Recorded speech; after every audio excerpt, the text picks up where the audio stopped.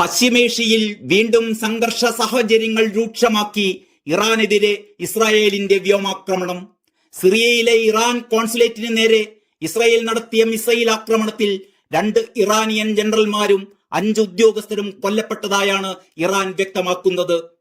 Gaza Lebanon അതിർത്തിയിൽ ഇസ്രായേലിനെതിരെ പോരാടുന്ന തീവ്രവാദ ഗ്രൂപ്പുകളെ പിന്തുണയ്ക്കുന്ന ഇറാനിൽ നിന്നുള്ള സൈനിക ഉദ്യോഗസ്ഥരെ ഇസ്രായേൽ ലക്ഷ്യമിടുന്നതിന്റെ ഭാഗമായാണ് ഈ ആക്രമണമെന്നാണ് വിലയിരുത്തപ്പെടുന്നത്.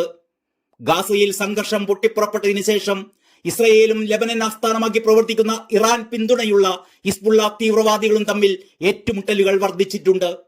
ഗാസയുടെ നിയന്ത്രണം കൈവശം വെച്ചിരിക്കുന്ന ഹമാസിനും ഇറാന്റെ പിന്തുണയുണ്ട്. ഇറാനെതിരായ ആക്രമണങ്ങൾ സംബന്ധിച്ച് അപൂർവമായി മാത്രം ഔദ്യോഗികമായ ഉത്തരവാദിത്തം ഏറ്റെടുക്കാറുള്ള ഇസ്രായേൽ സിറിയയിലെ ഏറ്റവും പുതിയ ആക്രമണത്തെക്കുറിച്ച് ഇതുവരെ പ്രതികരിച്ചിട്ടില്ല. അതേസമയം തെക്കൻ ഇസ്രായേലിലെ നാവിക താവളത്തിന് നേരെ തിങ്കളാഴ്ച പുലർച്ചെ നടന്ന ഡ്രോൺ ആക്രമണത്തിന് ഇറാനെ ഇസ്രായേൽ സൈനിക വക്താവ് കുറ്റപ്പെടുത്തി. അതിർത്തിയിൽ നിന്നുള്ള ഹിസ്ബുള്ള ആക്രമണം സമീപകാലത്ത് വർദ്ധിച്ചിട്ടുണ്ട്. ഇതിൽ ഇസ്രായേൽ അക്ഷമരാണ്. ഇതൊരു സമ്പൂർണ്ണ യുദ്ധത്തിന്റെ സാധ്യതയെക്കുറിച്ച് മുന്നറിയിപ്പ് നൽകുകയും ചെയ്യുന്നു. യമനിലെ ഇറാന്റെ പിന്തുണയുള്ള ഹൂതി വിമതരും ഇസ്രായേലിന് നേരെ ദീർഘദൂര മിസൈലുകൾ വിക്ഷേപിക്കുന്നത് ശക്തമാക്കിയിരിക്കുകയാണ്. ഇറാന്റെ റവല്യൂഷണറി ഗാർഡിന്റെ വെളിപ്പെടുത്തൽ അനുസരിച്ച് 2016 വരെ ലെബനിലും സിറിയയിലും എലൈറ്റ് ഗൂഡ്സ് ഫോഴ്സിനെ നയിച്ച ജനറൽ മുഹമ്മദ് റസ സഹേദിയാണ് സിറിയയിലെ വ്യോമാക്രമണത്തിൽ കൊല്ലപ്പെട്ടത്.